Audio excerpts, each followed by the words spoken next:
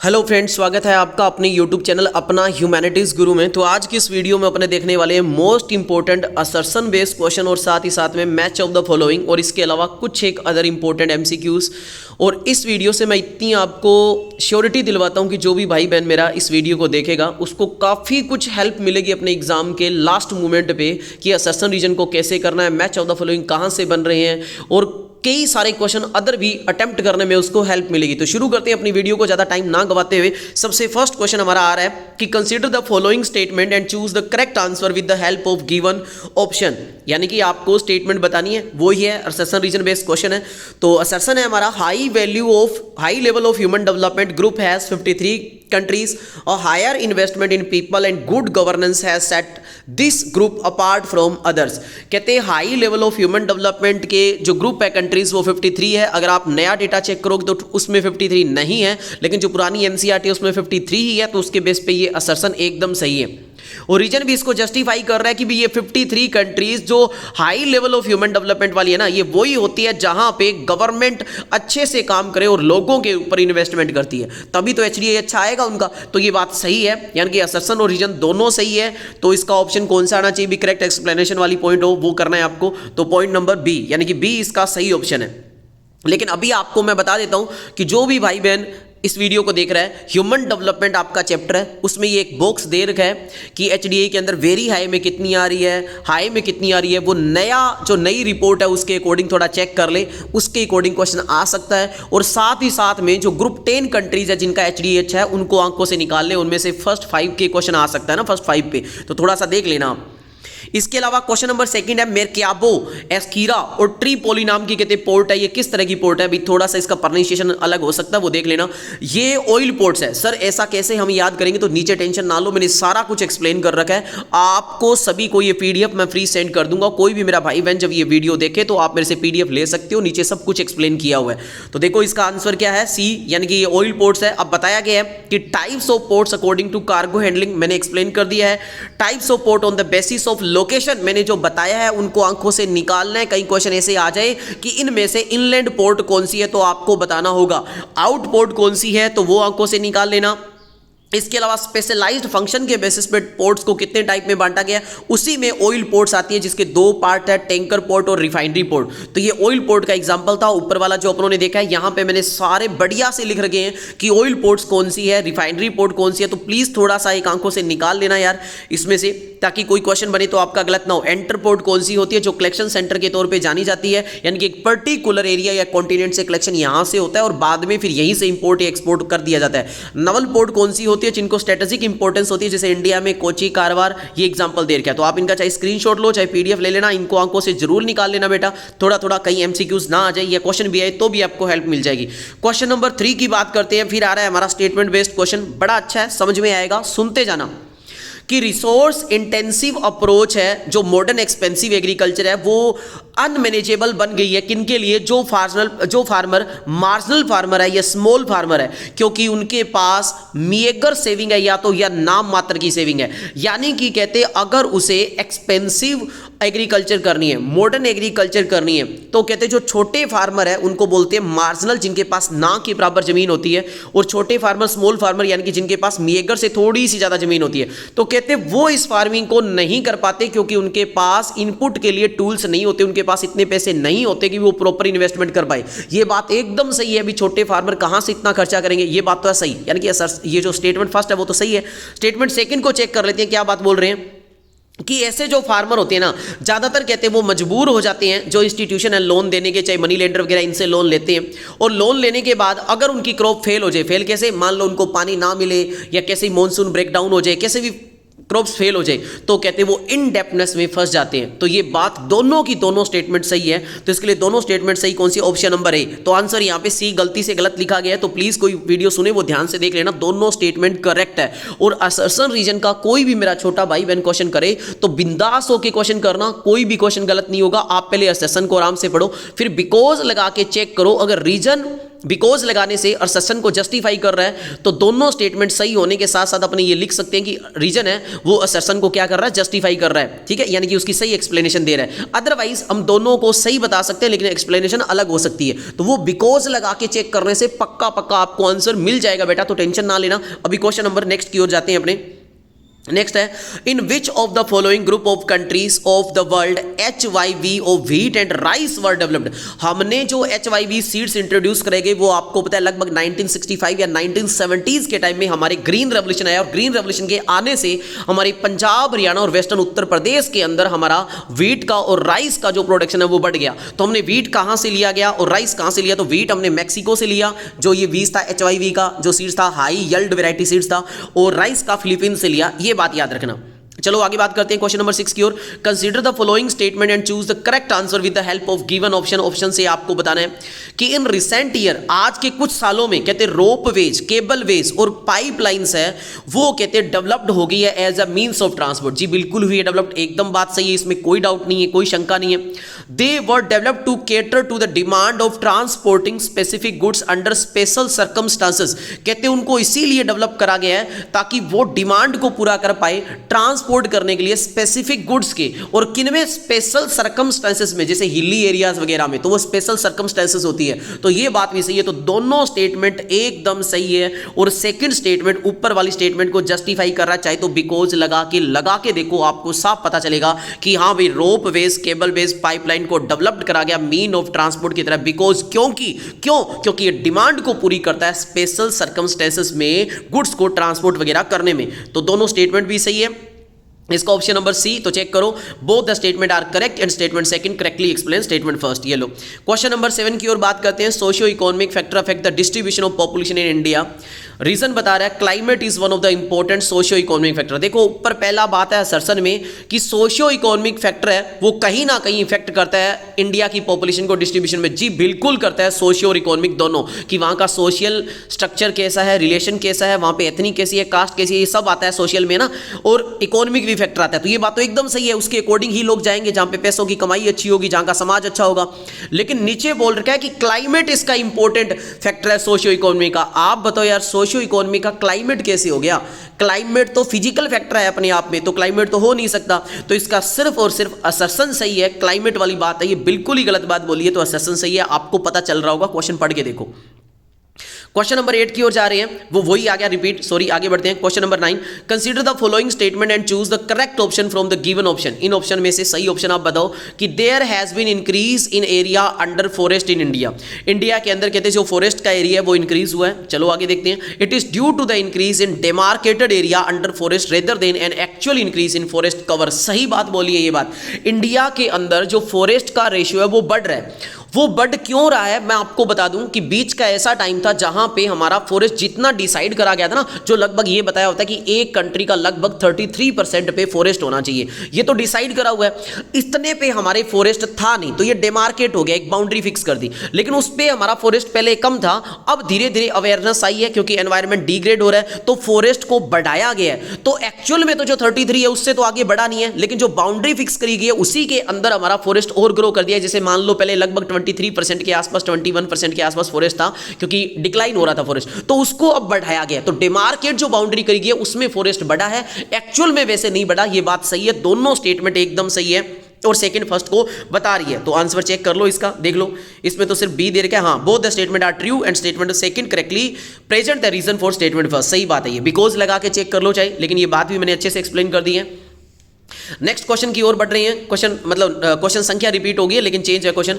Irrigation is needed in India because of spatio temporal variability of rainfall in the country. कहते हैं irrigation India में जरूरत है। क्यों जरूरत है? क्योंकि इंडिया के अंदर स्पेटियो का मतलब डिफरेंट जियोग्राफिकल एरिया, कहते हैं उसके अकॉर्डिंग कहते हैं रेनफॉल है ना वो कंट्री में वेरी कर रही है। जी बिल्कुल कर रही है। हमारे कुछ एक एरिया ऐसे होते हैं जहां पे रेनफॉल बहुत कम होती है और कुछ एक एरिया ऐसे जहां पे रेनफॉल बहुत अच्छा होता है, तो ये तो वेरी कर रहा है, इसलिए इरिगेशन की जरूरत है हमें। सही बात है ये बात। तो agriculture account for 92% of ground water utilization in India. बात तो ये भी सही है, लेकिन आप बताओ ऊपर वाली बात यानी कि असर्शन के साथ ये रीजन मैच हो रहा है क्या? भी ऊपर तो बात ये करी जा रही है कि इरिगेशन जरूरी है हमारी इंडिया में क्योंकि भाई रेनफॉल एक जैसा नहीं है, नीचे ये बोल दिया कि ग्राउंड वाटर हम एग्रीकल्चर में यूज करते हैं 92%, तो असर्शन को जस्टिफाई तो नहीं कर रहा रीजन, लेकिन बात ये भी सही है कि एग्रीकल्चर जब हम करते हैं तो उसमें 92% हम ग्राउंड वाटर पानी एग्रीकल्चर के लिए यूटिलाइज करते हैं। तो डी ऑप्शन है, यानी कि असर्शन और रीजन करेक्ट तो दोनों है, लेकिन रीजन असर्शन की बात को नहीं बता रहा। ये बात नई ग्राउंड वाटर ले आया, लेकिन ग्राउंड वाटर के बारे में बात सही बता रहा है ये, तो ये बात सही है। क्वेश्चन नंबर 10 पे आते हैं। Railways are most suited for large volume bulky material over longer distance. एकदम सही बात है, रेलवेज किसके लिए सुटेबल है भाई? कि आपको लार्ज वॉल्यूम के हेवी गुड्स को अगर आपको ट्रांसपोर्ट करना हो एक से दूसरे एरिया में तो रेलवे काम आता है। As compare to railway road transport is economical for short distance. हाँ, शॉर्ट डिस्टेंस के लिए रोड भी अच्छा है, लेकिन आप बताओ ऊपर वाली असर्शन को रीजन जस्टिफाई कर रहा है क्या? ऊपर रेलवे की तारीफ करी जा रही है, नीचे रोड की तारीफ करी जा रही है, बातें दोनों अलग अलग होगी, तो जस्टिफाई तो नहीं कर रहा, लेकिन चीजें दोनों ही सही है। तो ऑप्शन नंबर डी आएगा कि असर्शन और रीजन दोनों सही है, लेकिन रीजन को क्या नहीं कर रहा भाई? जो रीजन है वो असर्शन को एक्सप्लेनेशन नहीं दे रहा।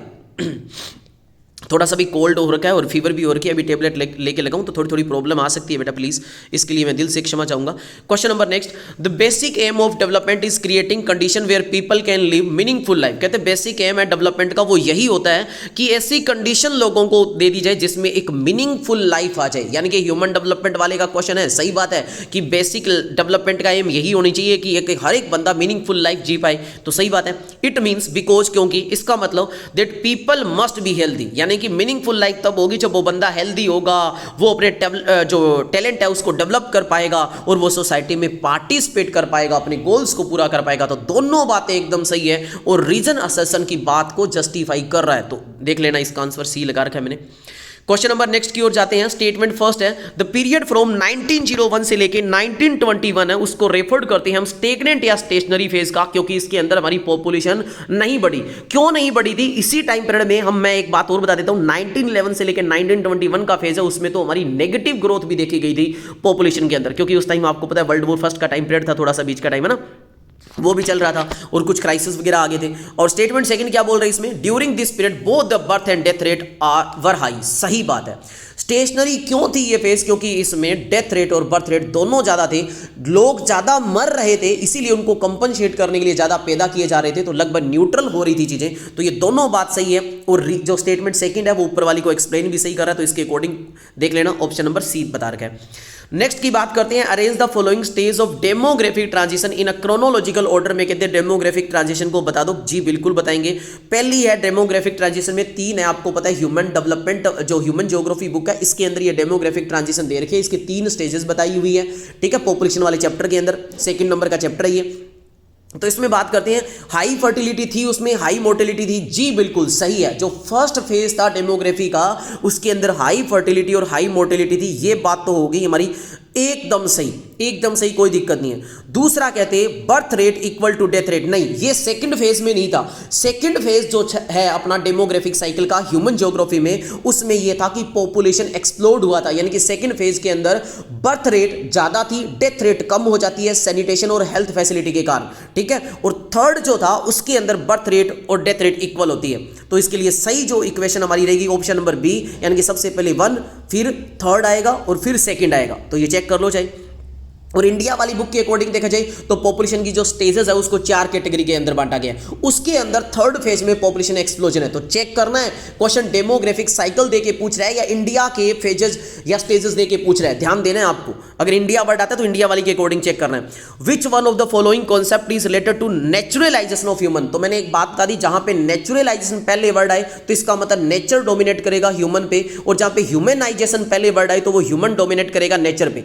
तो नेचुरलाइजेशन ऑफ ह्यूमन है, उसको क्या कहते हैं? तो उसको एनवायरमेंटल डिटरमिनिज्म कहते हैं भाई। जब एनवायरमेंटल क्या कर रहा है, डोमिनेंस कर रहा था किसके ऊपर? ह्यूमन के ऊपर, क्योंकि उस टाइम में इंसान डेवलप नहीं था, मदर नेचर मान के उसकी पूजा करता था, ठीक है, और वो स्टेट ऑफ नेसेसिटी पे रहता था और वो सिर्फ सर्वाइवल के लिए काम करता था और नेचर की वर्शिप करता था। चलो आगे बात करते हैं नेक्स्ट क्वेश्चन की ओर।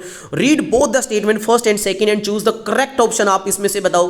स्टेटमेंट फर्स्ट है an uneducated child can not make the choice to be a doctor. एकदम सही बात है, एक अनपढ़ बच्चा कभी डॉक्टर बनने की चॉइस नहीं कर सकता, सही बात है। हीज या हर उसकी चॉइस कहते लिमिटेड हो गई है क्योंकि उसकी एजुकेशन उसे नहीं मिली, लैक ऑफ एजुकेशन है। तो दोनों बातें सही है, स्टेटमेंट सेकंड स्टेटमेंट से फर्स्ट को बता भी रही है, तो इसके अकॉर्डिंग आप आंसर चेक कर लेना, वो मिलेगा आपको। नेक्स्ट है consider the following statement and choose the correct option, आप इसमें से बताओ। तो human development index was created by Amartya Sen, नहीं भाई गलत बात होगी, किसने करा था? महबूब उल हक ने करा था, 1990s के अंदर करा था। उसके बाद से दोनों क्या आगे थे, 1990 से यूएनडीपी हर साल एचडीए की रिपोर्ट पब्लिश करती है और क्या क्या चीजें चेक करती है, इसमें 3 चीजें चेक करती है, क्या? हेल्थ, एजुकेशन और access to resource. Amartya Sen ने जो कैपेबिलिटी अप्रोच है उसको दिया था, ठीक है। आगे बात करते हैं, human development index is related to human development, सही बात है, ह्यूमन डेवलपमेंट इंडेक्स है वो तो ह्यूमन डेवलपमेंट से रिलेट है ही। A value closer to 1 show lower human development on the SDA, नहीं, जो वैल्यू जितनी 1 के पास आएगी उसका मतलब होगा उस कंट्री का एचडीए उतना ही अच्छा है। तो स्टेटमेंट थर्ड भी रॉन्ग है, फर्स्ट भी रॉन्ग है, सेकंड सही है, तो इसके अकॉर्डिंग आंसर चेक कर लो, ओनली बी इज करेक्ट, ठीक है।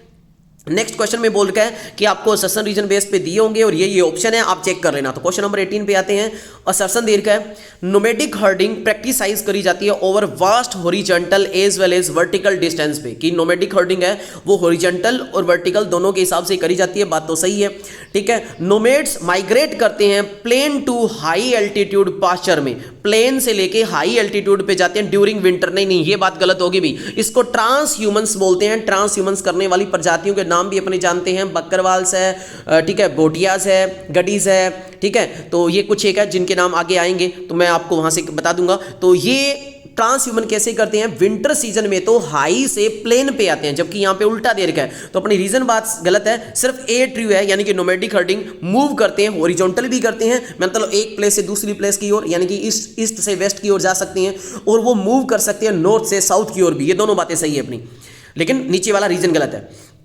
असर्शन क्या है, in truck farming farmer only specialise in vegetable cultivation, सही है, ट्रक फार्मिंग उसी को कहते हैं जिसमें वेजिटेबल को ट्रांसपोर्ट करा जाता है नाइट के अंदर ओवर द डिस्टेंस के तौर पे, ये बात सही है। There is emphasis on social ownership of means of production, नहीं सोशल ओनरशिप नहीं होती, सोशल ओनरशिप वाली बात है वो कोल खोज के अंदर आती है जो रशिया के अंदर चलती थी, यूएसएसआर के अंदर चलती थी। तो हमारी सिर्फ एक बात सही है, ए, यानी कि हमारी असर्शन सही है, आर हमारा फॉल्स ही हो गया सीधा सीधा। Consider the following statement and choose the correct option for the same, same के लिए सही बात चूज करो, ठीक है, चेक कर लेंगे साहब। ग्रेप कल्टीवेशन है कहते हैं वो स्पेशलिटी होती है मेडिटेरियन एग्रीकल्चर में, जी बिल्कुल सही बात है, एकदम सही है। वाइन प्रोड्यूस करी जाती है हाई क्वालिटी के ग्रेप से और इन्फीरियर से रेजिन्स और करंट बनाई जाती है, दोनों बातें सही है और आपको पता है दोनों की दोनों बातें सही, बस यही बात बतानी है इनमें ना, ठीक है। Why are the developed economies retreating from mining, processing and refining stage of production, यानी कि डेवलप्ड कंट्रीज है ना वो माइनिंग, प्रोसेसिंग और रिफाइनिंग है ना वो अपनी कंट्री में क्यों नहीं काम करते, वो इनका इन्वेस्टमेंट डेवलपिंग में ही करते हैं। क्यों करते हैं, क्योंकि डेवलप्ड कंट्री के अंदर लेबर कॉस्ट भाई बहुत ज्यादा रहती है, इसलिए वो यहाँ पे ये काम नहीं करते अपनी कंट्री में, ये हो गया। Which is not a characteristics of shaft method of mining, shaft method of mining का दूसरा नाम है अंडरग्राउंड माइनिंग। दो तरह की माइनिंग होती है, एक ओपन कास्ट माइनिंग यानी कि सरफेस माइनिंग और दूसरी शाफ्ट माइनिंग यानी कि अंडरग्राउंड माइनिंग। तो इसकी कौन सी कैरेक्टरिस्टिक्स नहीं है, चीपेस्ट वे ऑफ माइनिंग, लो पहला ही गलत बात हो गया, ये चीपेस्ट वे नहीं है, ये एक्सपेंसिव वे है क्योंकि इसमें अंदर आपको शाफ्ट भेजनी पड़ती है, इसमें वेंटिलेशन की व्यवस्था करनी पड़ती है, इसमें एक्सप्लोजन होने का डर रहता है, इसमें पॉइजनस गैस रिलीज होने का डर रहता है, ये सारा कुछ खतरा बतरा होता है ना, तो यही बात इसकी गलत है, बाकी चाहे चेक कर लेना, सारी बात सही होगी। Which of the following areas are famous for the practice of nomadic herding करने के लिए, मतलब वो लोग जो नोमैडिक हर्डिंग करते थे, मतलब अपने जानवरों के साथ मूव करते थे एक प्लेस से दूसरी प्लेस के लिए, कौन से एरिया है, अटलांटिक शोर इन नॉर्थ अफ्रीका, यानी कि नॉर्थ अफ्रीका का ऊपर का पार्ट जो कि अटलांटिक कोस्ट के किनारे लगता है, सही बात है। सेंट्रल चाइना लगभग मंगोलिया के आसपास का रीजन, सही बात है, और मंगोलिया दे ही रखा है, तो तीनों बातें सही है। तो 1 2 3 कौन से में वो चेक कर लेना, ठीक है। ट्रांस ह्यूमन प्रैक्टिसाइज कौन कौन से करते हैं, इनमें से गुज्जर करते हैं, भोटियाज करते हैं और बकरवाल करते हैं, मैंने शायद गुज्जर, बकरवाल, भोटियाज करते हैं और एक इसमें और रह गया वो है गडीज करते हैं, लेकिन पिग्मीज है वो नहीं करते, तो ऑप्शन कौन सा, फोर्थ वाला गलत होएगा, तो बाकी सारे सही होंगे। तो क्या पूछा इसमें 1 2 3 जिसमें दे रखा वो सही होगा, ठीक है, चेक कर लेना आप। चलो आगे बात करते हैं नेक्स्ट क्वेश्चन की ओर कि भाई मैच ऑफ द फॉलोइंग कर दो। तो देखो बेटा मेरे पास थोड़ा सा टाइम कम था, मैं चाह रहा हूं कि बच्चों को ज्यादा चीजें दे पाऊं, तो मैंने 2 बुक्स अपने पास पढ़ी थी और कुछ एक जो लास्ट प्रीवियस ईयर में जो क्वेश्चन आए थे वो पढ़े थे, तो इससे मैंने स्क्रीनशॉट या सॉरी फोटो लेके और उसको एडिट करके सीधा लगा दिया आपके सामने, ताकि आपके बस क्वेश्चन सही हो, आपको ये मदद मिल जाए, है ना। तो वार्मर प्लेस है वो टूरिस्ट का एग्जांपल कौन सा, भी मेडिटेरियन कोस्ट है ना, वो वार्मर प्लेस के लिए माना जाता है, यूरोपियन के कंट्रीज के लोग वहां पे आते हैं। Historic town city of Varanasi है हमारा, विंटर स्पोर्ट्स रीजन के लिए हिमालय जाना जाता है। तो इसके बेस पे आप चेक कर लेना नीचे, और इसमें जब जैसे ही match of the following question करो तो आप थोड़ा सा एलिमिनेट करने वाला देखना। एलिमिनेट करने का मतलब जो आपको एक आए उसको सामने मैच करके देख लेना पेंसिल से, फिर चेक करो कि उसके अकॉर्डिंग कौन सा ऑप्शन है जिसमें ये बात मैच नहीं हो रही, तो उसको एलिमिनेट कर दो, फिर दूसरे पे जाओ, है ना। तो एलिमिनेट मेथड यहां पे यूज करना, जिससे आपको अगर एक आधा ऑप्शन भी आ रहा है तो भी आप सही कर सकते हो। चलो, कई पेजेस के बीच में स्पेस थोड़ा ज़्यादा छोटा गया, ये इसके लिए मैं क्षमा चाहूँगा, थोड़े वो मिस्टेक है। Consider the following and choose the correct option आपको बताना है। मॉडर्न इंडस्ट्रीज है वो रिक्वायर करती है स्पेशलाइजेशन इन स्किल, जी बिल्कुल है, मॉडर्न इंडस्ट्री इसी पे काम करती है कि स्पेशलाइज स्किल होनी चाहिए, सही बात है। रिसर्च और डेवलपमेंट की स्ट्रेटजी ये अपनाती है, दोनों की दोनों बातें सही है, तो दोनों बातें जिसमें सही है, both first and second. Modern जो मैन्युफैक्चरिंग है वो इनको डिस्टिंग्विश कैसे कर सकते हैं, मतलब इनकी क्या क्या, मतलब इनमें मेन विशेषता है, अंतर क्या क्या है। तो कॉम्प्लेक्स टेक्नोलॉजी होती है, जी बिल्कुल होती है। डिवीजन ऑफ होती है, जी बिल्कुल होती है। स्पेशलाइजेशन होता है, जी बिल्कुल होती है। स्मॉल कैपिटल इन्वेस्टमेंट, जी नहीं, स्मॉल कैपिटल इन्वेस्टमेंट नहीं होती यहां पे, मॉडर्न में लार्ज कैपिटल इन्वेस्टमेंट होती है। तो 1 2 3 सही है। ये लो आगे बात करते हैं नेक्स्ट क्वेश्चन की ओर, कि आप इसमें से कहते हैं manufacturing and choose the correct option. आप बताओ कि फीचर्स ऑफ कॉटेज मैन्युफैक्चरिंग। अच्छा, कॉटेज को क्या बोलते हैं, हाउस होल्ड इंडस्ट्री भी बोलते हैं कॉटेज को, तो ये बात आपको याद रखनी है, बच्चे कंफ्यूज हो जाते हैं, स्मॉल को कॉटेज समझ लेते हैं, तो ये गलती आप ना करना। इसमें बात करते हैं, कहते हैं place of manufacturing outside the home. नहीं भाई, आउटसाइड द होम होता है ना वो प्लेस, वो होता है स्मॉल स्केल के लिए। कॉटेज इंडस्ट्री जो हाउस होल्ड इंडस्ट्री जिसको बोलते हैं वो घर में ही शुरू होती है, तो पहला ऑप्शन ही गलत है। बाकी देखो, चेक करो बाकी, तो it is smallest unit of manufacturing, सही बात है। यूज लोकल रॉ मटेरियल, सही बात है। सिंपल टूल यूज, बाकी तीनों बातें सही है, चेक कर लेना, फिर आंसर नीचे दिया हुआ है। नेक्स्ट की ओर बढ़ते हैं अपने। नेक्स्ट क्वेश्चन है मैच ऑफ द फॉलोइंग आपको करना है कि ब्रॉड गेज कौन सा है, स्टैंडर्ड गेज कौन सा है, मीटर गेज कौन सा है। तो ब्रॉड गेज इसमें दे रखा है 1.5 मीटर और मोर। वैसे रियलिटी में ब्रॉड गेज है वो एकदम एक्यूरेट, आप याद रखना 1.65 के आसपास मीटर का होता है, वो ब्रॉड गेज होता है। और नैरो गेज वो होता है जो 0.65 के आसपास होता है। मीटर गेज उसको बोलते हैं जो 1 मीटर का होता है, और स्टैंडर्ड गेज है वो 1.44 है। तो इसके अकॉर्डिंग आप ऑप्शन चेक कर लो, सी ऑप्शन दे रखा है, आपका आंसर सही हो जाएगा। नेक्स्ट बात करते हैं match of the following and choose the correct option आपको बताना है। ठीक है जी, बताएंगे, कोई दिक्कत नहीं। चलो बात करते हैं वेस्ट क्या नाम है, सबसे पहले अपने नीचे वाला चेक करते हैं कि नॉर्थ ईस्टर्न यूएसए और नॉर्थ वेस्टर्न यूरोप दोनों के दोनों दुनिया के डेवलप्ड पार्ट के बीच में होने वाला ट्रेड है। और ये जो होता है ये किसके थ्रू होता है, तो नॉर्थ अटलांटिक सी रूट से होता है। तो सी का फर्स्ट जिसमें मैच हो रहा है, सी का फर्स्ट यानी कि 1 का सी, तो ऑप्शन नंबर बी दे रखा है। बाकी और भी आप चेक कर सकते हो, क्या कि वेस्ट यूरोप और वेस्ट अफ्रीका के बीच में, वेस्ट यूरोप भी वही है और अफ्रीका भी वही है। तो इसमें ए का आपको कौन सा होना चाहिए, भी ए का आपको होना चाहिए cape of good hope sea route, जो कि अफ्रीका के अंदर ही है, नीचे के पार्ट में लगा हुआ है, तो ये होना चाहिए। चेक करो, यही है क्या, ए का 3 दे रखा है क्या, ए का 3, ठीक है भाई, ऑप्शन आप चेक कर रहे हैं ना, ठीक है, इस तरह से आप चेक कर सकते हो। चलो आगे बात करते हैं, नॉर्थ अमेरिका और एशिया के बीच में होने वाला फिर सी रूट है, वो पैसिफिक सी रूट हो जाएगा। चलो आगे बात करते हैं नेक्स्ट की ओर। नेक्स्ट है सेशन रीजन बेस्ड क्वेश्चन आ गया। Over 40% of GDP of world is generated by tourism. एकदम बात सही बोली है कि दुनिया की लगभग जीडीपी का 40% टूरिज्म से होता है। एनसीईआरटी के बुक में आपके दे रखा है, एकदम सही बात है, ठीक है। रीजन बता रखा है, as a country develop the number of people working in the primary sector decline where is the those in the tertiary sector increase. बात सही है भाई, तो देखो both A and R true, लेकिन आर करेक्ट एक्सप्लेनेशन नहीं है ए की, क्योंकि ऊपर बात करी जा रही है टूरिज्म की, नीचे बात होगी टर्सरी सेक्टर की। टर्सरी सेक्टर में टूरिज्म आता है लेकिन डायरेक्टली टूरिज्म की बात नहीं करी गई है, सिर्फ ये बात बताई गई है कि प्राइमरी सेक्टर का रोल कम हो रहा है क्योंकि टर्सरी सेक्टर में लोग ज्यादा जा रहे हैं। बातें दोनों सही है, लेकिन रीजन है वो असर्शन को जस्टिफाई नहीं कर रहा। बिकॉज लगा के चेक कर लो, आप कहोगे सर एकदम आसान लग रहे हैं असर्शन रीजन, हम तो आग लगा देंगे एग्जाम में, पक्का पक्का कर दोगे। और घबराना नहीं है, किसी भी मेरे भाई बहन को जब पेपर अटेम्प्ट करे आपको लगे कि असर्शन रीजन में टाइम लग सकता है, तो आप क्वेश्चन की जगह छोड़ के जाओ और पहले बाकी क्वेश्चन करो, लास्ट में जब टाइम बचे तो बस असर्शन रीजन पे आओ, आराम से सोच के करना, हो जाएगा पेपर, बड़ा आसान आएगा। नेक्स्ट बात करते हैं, read both the statement first and second और चूज करो करेक्ट ऑप्शन के लिए। वो वापस आ गया वो क्वेश्चन, ये रिपीट हुआ है तो कोई दिक्कत नहीं, छोड़ दो इसे।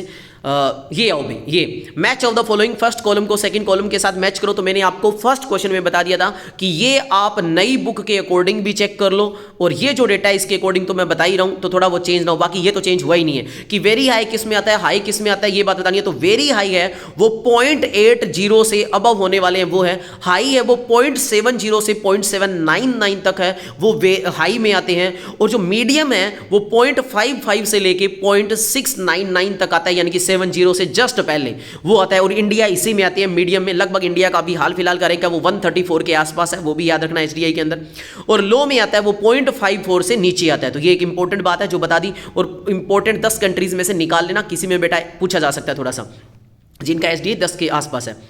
Understanding of friction and heat help in human in discovering fire. जी बिल्कुल सही है, जब उसने फ्रिक्शन सीख लिया इंसान ने तो उसको हेल्प मिली आग को जनरेट करने में, एकदम बात सही है।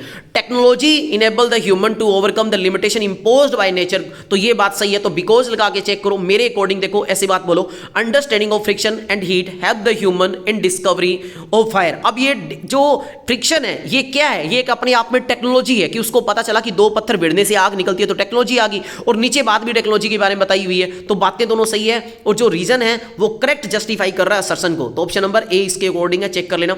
हाँ, लेकिन असर्शन रीजन या कोई भी क्वेश्चन करो तो आप ऐसे मत मान के चलना कि भाई ऑप्शन नंबर ए होता है उसके अंदर दोनों सही होती है तो बात आता है ऑप्शन बी में ये आता है, क्योंकि ऑप्शन वो चेंज कर सकती हैं। तो आप आराम से ऑप्शन पढ़ लेना कि कौन से में क्या हो रहा है, तो उसके अकॉर्डिंग आंसर करना बेटा। और जब लिखो तो आप सीधा ऑप्शन नंबर ए मान लो उसका आंसर, तो ऑप्शन नंबर ए ना लिखो, उसके साथ लाइन पूरी लिख दो कि ऑप्शन नंबर ए है, वो क्या बता रहा है वो पूरा बता दो, कोई दिक्कत नहीं उसमें, आराम से बता दोगे, अच्छा लगेगा, कोई दिक्कत नहीं होगी, ठीक है। चलो क्वेश्चन नंबर 31 के ऊपर बात करते हैं अपने कि अंडरस्टैंडिंग ऑफ फ्रिक्शन, ये हो गया बेटा, दोबारा रिपीट हुआ, सॉरी। नेक्स्ट बात करते हैं, एक आधा क्वेश्चन बेटा रिपीट होगा, इसके लिए दिल से चाहूंगा क्षमा, बीच में पेज खाली रह रहे हैं क्योंकि पीडीएफ को कन्वर्ट करते हैं तो बीच में खाली रह जाते हैं जब आपको टेक्नोलॉजी का नहीं पता हो, और मेरी ये थोड़ी सी कमी है बेटा, बाकी आपकी जो हेल्प करूंगा वो बहुत अच्छे से कर रहा हूं और आपकी हेल्प होगी। नेक्स्ट बात करते हैं बेटा, लिस्ट फर्स्ट को लिस्ट सेकंड के साथ कहते हैं मैच कर दो, कर देंगे भाई साहब। करंट फैलो किसे कहते हैं, वो जमीन जिसको एक एग्रीकल्चर ईयर के लिए आप खाली छोड़ते हो। आपको पता है लैंड रिसोर्स एंड एग्रीकल्चर वाला जो चैप्टर है उसमें 8 कैटेगरी ये बताई गई है, आंखों से निकाल लेना, एमसीक्यूज आ सकता है, ये वैसे क्वेश्चन है तो आप कर दोगे। करंट फैलो वो होती है जिसको एक एग्रीकल्चर ईयर के लिए खाली छोड़ते हैं। Fellow other than current fellow वो होती है जिसको एक एग्रीकल्चर ईयर से ज्यादा के लिए खाली छोड़ते हैं लेकिन 5 से कम के लिए खाली छोड़ते हैं, मैंने अपनी तरफ से बताया।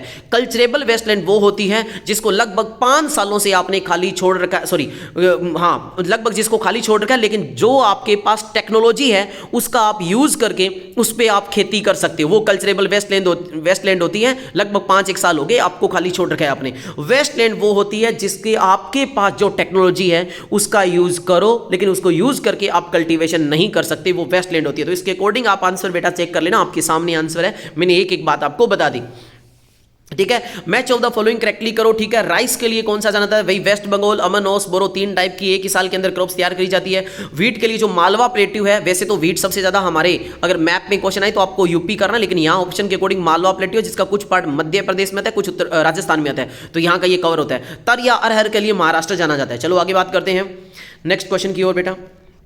नेक्स्ट क्वेश्चन है हमारा, read the given resource and choose the correct option related to community resource. अब इनमें से कहते हैं कम्युनिटी का रिसोर्स कौन सा कहलाता है, तो विलेज वाटर बॉडीज। जी बिल्कुल, अगर विलेज की वाटर बॉडीज है तो पूरी कम्युनिटी का उसके अंदर मतलब राइट होता है यूज करने का, तो ये बात सही है। विलेज एग्रीकल्चर लैंड नहीं भाई, एग्रीकल्चर लैंड हर एक इंसान की इंडिविजुअल अलग होती है, ये नहीं हो सकता। विलेज रेजिडेंशियल लैंड नहीं भाई, इसके अंदर भी अलग अलग बंदे की अलग अलग जमीन होती है। पास्चर लैंड ये भी कम्युनिटी की है, तो फर्स्ट और फोर्थ इसका सही आंसर होगा, आप चेक कर लेना। नेक्स्ट क्वेश्चन की ओर जा रहे हैं, which of these is true regarding the growth and development in Indian agriculture. Indian agriculture के बारे में इनमें से सही बात कौन सी है वो आपको चेक करनी है। The yield of crop like rice और wheat have increase since independence. जी बिल्कुल सही बात है, राइस और व्हीट का जो यील्ड है, यील्ड का मतलब होता है पर हेक्टेयर के अंदर प्रोडक्शन होता है, वो इंक्रीज हुआ है, सही बात है ये। लेकिन कहते हैं नेट इरीगेटेड एरिया, इरीगेटेड का मतलब जिसमें पानी लगता है, कहते वो एरिया है ना कंट्री का पिछले 50 सालों में कम हुआ नहीं हुई, वो तो बढ़ाया गया है, वो बढ़ाया गया है क्योंकि उसमें कनाल सिस्टम हमने इंट्रोड्यूस कराई है, ड्रिप सिस्टम इंट्रोड्यूस कराई और कई तरह की सिस्टम इंट्रोड्यूस कराया, तो ये बात गलत बोली है इसने। कहते यूज ऑफ पेस्टिसाइड है वो भी डिक्रीज हुआ है, नहीं भाई वो तो बढ़ा है, आपको पता है ग्रीन रेवोल्यूशन जब से आया बढ़ा है, इसने बोला 1990 से लेके 2009 तक कम हुआ है जबकि इस टाइम पीरियड में बढ़ा है, तो सिर्फ स्टेटमेंट हमारी फर्स्ट सही है, बाकी गलत है, चेक कर लेना option.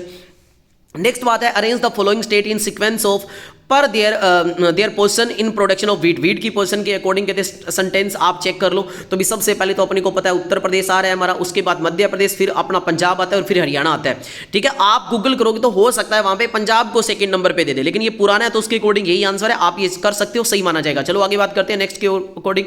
The contribution of agriculture has decline over time but the pressure on land for agriculture has not decline. सही बात है, कंट्रीब्यूशन एग्रीकल्चर का वो तो कम हो रहा है, जबकि उस जमीन पे जिस पे अपने खेती कर रहे हैं वो डिक्लाइन नहीं हो रहा। क्यों नहीं डिक्लाइन हो रहा? क्योंकि भाई लोग अपना पेट थोड़ी ना छोड़ रहे हैं, पेट तो वही है, खाना तो वही खाएंगे, और साथ ही साथ में जमीन कम हो रही है एग्रीकल्चर जमीन, क्योंकि हमने वहां पे सेकेंडरी के काम करने शुरू कर दिए, टर्सरी के काम करने शुरू कर दिए, वहां पे कॉलोनी काट दी है, तो इसलिए प्रेशर है वो बढ़ रहा है, लेकिन कंट्रीब्यूशन इसका कम हो रहा है। ये बात सही है। The number of people in India is increasing day by day, तो ये रीजन असेसन को जस्टिफाई कर रहा है, तो इसके अकॉर्डिंग आप चेक कर लो, चाहे देख लो, आंसर दे रखा है मैंने। नेक्स्ट क्वेश्चन है, as for the land use data of 1950 से लेके 1951 और 2014 से लेके 15 there has been an increase in area under forest. तो ये बात तो अपने चेक कर चुके हैं भी कि इंक्रीज हुआ है, ठीक है। और रीजन दे रखा है, this is an increase in demarcated area, और जो इंक्रीज हुआ वो डेमार्केटेड एरिया में हुआ, ये भी मैंने बता दिया, लेकिन एक्चुअल तो 33% है, वो तो उतना ही रहा, उससे ज्यादा तो अभी तक हमारी फॉरेस्ट बढ़ा ही नहीं है, तो ये बात भी आपको ध्यान रखनी है। तो दोनों बातें सही है इसके अकॉर्डिंग, और सही एक्सप्लेन भी कर रहा है रीजन, तो देख लेना। नेक्स्ट क्वेश्चन की ओर आ रहे हैं कि match of the following correctly and choose the correct option. कहते करेक्ट ऑप्शन आपको बताना है चूज करके, तो नीचे इसके बारे में मैंने नोट भी डाल के सारी बातें बता रखी है, तो आप चेक करना। ये जो क्वेश्चन है इसका थोड़ा सा मिस्टेक करी गई है, इसमें बताया नहीं है गया है कि एग्रीकल्चर का कहां कितना यूज हो रहा है, तो ये क्वेश्चन है वो थोड़ा मिस्टेक वाला है, तो इसको छोड़ दो आप। नीचे इसके बारे में मैंने बता रखा है, मैं बता दूंगा नीचे। अब चलो, match of the following correctly and choose the correct option आपको बताना है कि वोटर एक्ट है वो 1986 में, नहीं बिल्कुल नहीं, वो 1974 में लाया गया था। एनवायरमेंट प्रोटेक्शन एक्ट है वो 1986 में लाया गया, ये भी गलत है। वोटर सेक्स एक्ट है वो 1977 में लाया गया, ये भी बात गलत है। नेशनल वोटर पॉलिसी है ये 1987 में लगाया गया था, तो यहां पे ये मिस्टेक है इसमें, क्योंकि बुक में कई बार मिस्टेक होती है, तो यहां पे 1987 आना चाहिए, तो ये सही हो जाएगा। अब नीचे चेक कर लो, यूटिलाइजेशन ऑफ वाटर है वो 89% हम सरफेस वाटर का और 92% हम ग्राउंड वाटर का कहां पे यूटिलाइज कर रहे हैं? एग्रीकल्चर में। यानी कि एग्रीकल्चर में सबसे ज्यादा यूटिलाइजेशन होता है पानी का, चाहे वो ग्राउंड वाटर हो चाहे वो सरफेस वाटर हो। और इंडस्ट्री का जो कंट्रीब्यूशन है इसमें, ग्राउंड वाटर में वो 5% है और सरफेस वाटर में वो 2% है। और नेशनल वाटर पॉलिसी का जो ऊपर मिस्टेक थी वो मैंने बता दिया 1987 है। और यहां से आप ये भी थोड़ा सा आंखों से निकाल लेना कि एक साल के अंदर हमें प्रेसिपिटेशन से पानी कितना मिलता है? 4000 क्यूबिक किलोमीटर। और हमारी कंट्री के अंदर जो पीने वाला पानी है, मतलब जो टोटल वर्ल्ड का, वो कितना है? तो वो 4% है। और इंडिया पूरे जियोग्राफिकल एरिया में कितना कवर करती है दुनिया का? तो 2.45% है। और इंडिया के अंदर पॉपुलेशन है वो लगभग आपकी एनसीईआरटी की बुक 17 बता रही है, लेकिन वैसे 18% लगभग हो गया, इवन 20% भी हो गया लगभग, पॉपुलेशन हमारी 1/5 हम कवर कर रहे हैं, ठीक है। ये बात आपको ध्यान रखनी है। और ये भी ध्यान रखना, हम surface water plus ground water replenishable कितना हमें मिलता है? तो 1869 क्यूबिक किलोमीटर मिलता है। और उसका यूटिलाइज कितना कर पाते हैं? तो 1122 क्यूबिक किलोमीटर हम यूटिलाइज कर पाते हैं। ये थोड़ा सा वाटर रिसोर्स चैप्टर से आंखों से निकाल लेना, कहीं कोई एमसीक्यूज आ जाए। बाकी मैंने सारी बातें बता दी यार, निकालने की जरूरत नहीं है, अगर आप सुन लोगे तो याद हो जाएगा सारा। Irrigation is needed in India because of spatio, ये बात क्वेश्चन अपने कर चुके हैं, रिपीट हो गया है, सॉरी। आगे बात करते हैं, which of the following pairs is incorrectly match, इनमें से कौन सा है? तो चेक करो भाई, सिंगरौली कोल माइन है वो मध्य प्रदेश में सही, टालचर कोल माइन ही गलत हो गया, छत्तीसगढ़, वो छत्तीसगढ़ में नहीं है, ओडिशा के अंदर है, ये इंपॉर्टेंट कोल माइन है ओडिशा की, तो ये बात गलत हो जाएगा। जारिया झारखंड की है, वेस्ट बंगाल के अंदर रानीगंज है, सबसे बड़ी हमारी कोल माइन है वो झाड़ी है, उसके बाद दूसरे नंबर पर आती है वो रानीगंज आती है, ये भी ध्यान रखना। Match of the following pair आपके दे करेक्टली चूज करो, match of the following pair करके, ठीक है, कोई बात नहीं, कर देंगे। तो झारखंड के अंदर सिंह भूम है, ठीक है, याद रखो, झाड़ियों के अंदर सिंह पाए जाते हैं, सिंह भूम है, और कॉपर की माइनिंग है, इसके लिए मैंने ट्रिक भी करके बता रखे अपने इंपॉर्टेंट क्वेश्चन में और मैप में। मध्य प्रदेश की बालाघाट है कि बालाएं हैं वो मध्य में बैठ के क्या धोती थी? कपड़े वगैरह, तो इसको याद रखना, धोती थी मैग्नीज के लिए, ठीक है, मांसती थी, मैंने ऐसे करके ट्रिक बताया है, तो ये मैग्नीज के लिए भी, यहाँ पे कॉपर के लिए है। तो मध्य प्रदेश का है, राजस्थान झुंझुनू का है, ठीक है, आंध्र प्रदेश का अग्निकुंडाल है। तो ऑप्शन चेक कर लेना, हो सकता है इसमें मिस्टेक दी हो आंसर में, लेकिन जो मैंने बताया है उसके अकॉर्डिंग आंसर सही होगा, ठीक है। कई बार बुक्स में आंसर गलत होता है, मैं बार बार कह रहा हूं। चलो आगे बात करते हैं। There is an urgent need to conserve mineral resource in India, India के अंदर कहते हैं मिनरल रिसोर्स को कंजर्व करने की जरूरत है इंडिया में, जी बिल्कुल है। तो ये क्वेश्चन भी थोड़ा सा पढ़ लेना कि इंडिया के अंदर कंजर्व करने की जरूरत क्यों है, बाकी पढ़ने की जरूरत नहीं है, ये लो मैं बता देता हूं क्यों जरूरत है। क्योंकि मिनरल्स आपको पता है एग्जॉस्टिबल चीज होती है और इनको बनने में बहुत टाइम लगता है, अनइवन डिस्ट्रीब्यूट भी ये है, और अगर इनको ज्यादा अपनों ने कंजर्व नहीं करा तो फ्यूचर जनरेशन में ये खत्म हो जाएंगे, और साथ ही साथ जितना ज्यादा निकालेंगे उतना एनवायरमेंट भी क्या होगा? एक्सप्लॉइट होगा। तो इनको अल्टरनेट देखने की जरूरत है, इनकी जगह इनके अल्टरनेट सोर्स ऑफ एनर्जी उनको यूज करना चाहिए। लो सारी बात बता दी, थोड़ा सा मैं फास्ट बोल रहा हूं बेटा ताकि आपको टाइम कम से कम में ज्यादा करवा सकूं।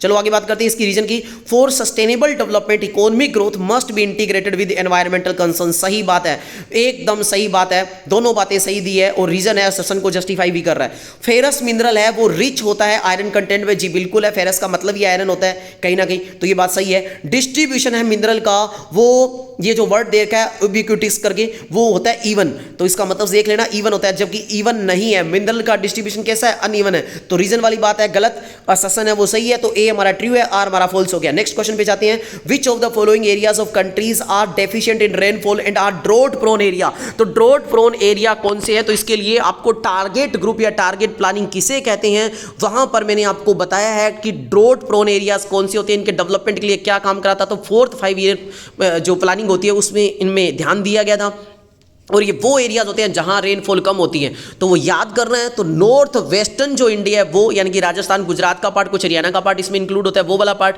और साथ ही साथ में जो डेक्कन प्लेट्यू का पार्ट है वो वाला, तो यहां पे ऑप्शन में डेक्कन प्लेट्यू दे रखा, तो ये आंसर आएगा सही। नेक्स्ट बात करते हैं, हिल एरिया डेवलपमेंट प्रोग्राम है, उसमें क्या क्या इंक्लूड करते हैं, तो हिल एरिया डेवलपमेंट प्रोग्राम को इनिशिएट करा गया 5 जो हमारी 5th ईयर प्लानिंग थी उसके अंदर करा गया था, और इसमें मेन प्रयास करा गया था कि जो उत्तर प्रदेश के, उस टाइम में उत्तर प्रदेश के 15 डिस्ट्रिक्ट, आज के अकॉर्डिंग देखा जाए तो उत्तराखंड के 15 डिस्ट्रिक्ट को इसमें लिया गया। इसमें दार्जिलिंग हिल ली गई, किसकी, उसकी वेस्ट बंगाल की, इसमें हमारी तमिलनाडु की हिल्स को इंक्लूड करा गया, और इसके अलावा इसके अंदर हमारी असम के मिकी हिल और कचार या चचार जो भी प्रोनाउंसिएशन है उसकी हिल को इंक्लूड करा गया, और इसमें यह बताया गया कि भी 600 मीटर से ऊंचाई से अधिक होंगे उन हिली एरिया को मानेंगे, और साथ ही साथ में जिनको ट्राइबल जो सब प्लान है उसके अंदर इनिशिएट नहीं करा गया उनको हम इंक्लूड करेंगे। तो ये सारी बात मैंने आपको एक्सप्लेन कर दी। इनमें प्रयास करा गया कि ये जो हिली एरियाज है वहाँ पे हॉर्टिकल्चर का ग्रोथ हो, एनिमल हस्बेंड्री यहाँ पे हो, फॉरेस्ट्री हो, पोल्ट्री हो, तो सारे ऑप्शन इसके अकॉर्डिंग सही है। पूरा क्वेश्चन ही मैंने एक्सप्लेन कर दिया बेटा। चलो आगे बात करते हैं, विच ऑफ दी स्टेट या region contribute the drought prone area in India, India के अंदर इन इतने में से कौन सा ड्रॉट प्रोन एरिया वाला एरिया है, तो इसमें देखो गुजरात है हमारा ड्रॉट प्रोन एरिया वाला, क्योंकि नॉर्दर्न वेस्टर्न रीजन में आता है, अभी मैं ऊपर बात बोल के गया हूं। रायलसीमा हमारे डेक्कन प्लेट्यू के एरिया में आता है कुछ हद तक, तो ये बात भी सही है। हमारा मेघालय नहीं आता, भाई बहुत ज्यादा बारिश होती है मेघालय में, तो गलत बात लिखी है, लेकिन कर्नाटका प्लेट्यू के अंदर आता है कुछ पार्ट, तो वो आता है, सही बात है, तो 1 सेकंड 4 हो जाएगा इसका आंसर। नेक्स्ट बात करते हैं, the command area of stage second Indira Gandhi canal is spread over which of these district, ये मैंने इंपॉर्टेंट क्वेश्चन में आपको एक्सप्लेन कर दिया गया है, लेकिन फिर भी बता देता हूं, जो सेकंड स्टेज है वो इसमें गंगानगर कवर नहीं होता, गंगानगर और हनुमानगढ़ और जो नदन बीकानेर है उसको फर्स्ट स्टेज के अंदर कवर करा गया, सेकंड स्टेज के अंदर जो बीकानेर है जिसका नीचे का पार्ट बच गया साउथ का, जैसलमेर का और बाड़मेर को कवर करा गया, तो फर्स्ट थर्ड फोर्थ वाला चेक कर लेना, ठीक है। और सेशन बात करते हैं, intensive irrigation has led to tremendous rise in agriculture and livestock productivity in the Indira Gandhi command area, सही बात है। कहते हैं इंटेंसिव इरिगेशन हो गई है इंदिरा गांधी कनाल कमांड एरिया के आने से, राजस्थान के एरिया में वहां पे एग्रीकल्चर बढ़ा है, लाइव स्टॉक बढ़ा है, ये बात बिल्कुल सही है, एकदम सही है। लेकिन कहते हैं इंटेंसिव इरिगेशन से यहां पे एक्सेसिव वाटर लॉगिंग भी हो गया है, मतलब पानी जहां पे इकट्ठा होता है, ये 2 प्रॉब्लम भी हुई है कि इंदिरा गांधी कनाल से क्या प्रॉब्लम हुई है, ये क्वेश्चन ऐसे आए तो आप लिख सकते हो, वाटर लॉगिंग की प्रॉब्लम हुई है, सोइल सैलिनिटी इंक्रीज हुआ है, तो ये दोनों प्रॉब्लम भी हुई है, तो बातें सही है। लेकिन क्या रीजन ऊपर की बात को बता रहा है क्या, नहीं बता रहा। ऊपर तो इंदिरा गांधी कनाल की तारीफ करी जा रही है कि वहां पे इंटेंसिव इरिगेशन से क्या बेनिफिट हुआ है, क्या मतलब फर्क पड़ा है, और नीचे उसकी कमी बताई जा रही है, तो रीजन उसको जस्टिफाई नहीं कर रहा, लेकिन बातें दोनों सही है, तो ध्यान से चेक करना है क्वेश्चन क्या बोल रहे हैं, टेंशन ना लो, सब चीजें होगी आपकी। Development is a dynamic and complex in nature, जी बिल्कुल सही है। The objective of planning is to utilise resource in sustainable manner, सही बात है, बातें दोनों सही है। लेकिन क्या प्लानिंग का नीचे बात करी जा रही है, प्लानिंग का ऊपर बात करी जा रही है डेवलपमेंट की, तो क्या रीजन और असर्शन मैच हो रहे हैं, यानी कि रीजन सही एक्सप्लेनेशन कर रहा है क्या असर्शन की, तो आप कहोगे सर नहीं कर रहा, तो जी बिल्कुल नहीं कर रहा, लेकिन बातें दोनों सही है, तो असर्शन और रीजन दोनों हमारे सही होंगे।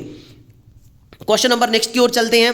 ये मैंने क्वेश्चन डाला नहीं था, नेशनल वाटरवेज हमारे कौन कौन से हैं, तो ये मैंने यहां पर भी डाल दिया, नीचे फिर मैंने डाला है ये क्वेश्चन को, तो आंकों से निकाल लेना बेटा, थोड़ा सा इंपॉर्टेंट हो सकता है। तो नेशनल वाटरवेज जो हमारा फर्स्ट है वो कौन सा है, तो वो इलाहाबाद से लेके हल्दिया तक आता है। नेशनल वाटरवेज सेकंड है जो हमारा सादिया से डुबरी तक है, और थर्ड है वो कोटापुरम से कोलाम तक है। तो नीचे मैंने इसके लिए बड़ा क्वेश्चन भी डाला हुआ है, वो आप चेक कर लेना, डिट्टो एनसीईआरटी से फोटो लेके बेटा, थोड़ा सा आंकों से निकाल लेना, कई क्वेश्चन ना आ जाए। ये इतना मैं इंपॉर्टेंट नहीं मानता कि हेडक्वार्टर कौन से है हमारे, टोटल वैसे अभी लगभग 18 हेडक्वार्टर में बांट दिया गया रेलवे के जोन्स को, बुक में कईयों में 16 दे रखा है, कईयों में 17 में, लेकिन 18 में बांट दिया गया अभी। तो कौन सा हेडक्वार्टर कहां पड़ता है, तो नॉर्थ सेंट्रल का जैसे इलाहाबाद है वैसे बाकी आप आंसर में दे रखा है, थोड़ा सा आप चेक कर लेना, मेरे अकॉर्डिंग ज्यादा इंपॉर्टेंट नहीं है, बट बेटा आंकों से थोड़ा सा निकाल लो, कोई फर्क नहीं पड़ता हमारे देखने में। हाँ, तो ये आ गया इंडियन रेलवे जोन है, उसको 18 जोन में बांटा गया, सही बात है। लार्ज साइज है इंडियन रेलवे का, जो इसके ऊपर बहुत ज्यादा प्रेशर डालता है, इसीलिए इस तरह से इसे काम करा गया है। तो बात तो सही है, और जो रीजन है वो भी ऊपर वाली बात को सेशन को जस्टिफाई कर रहा है, तो एकदम सही बात है।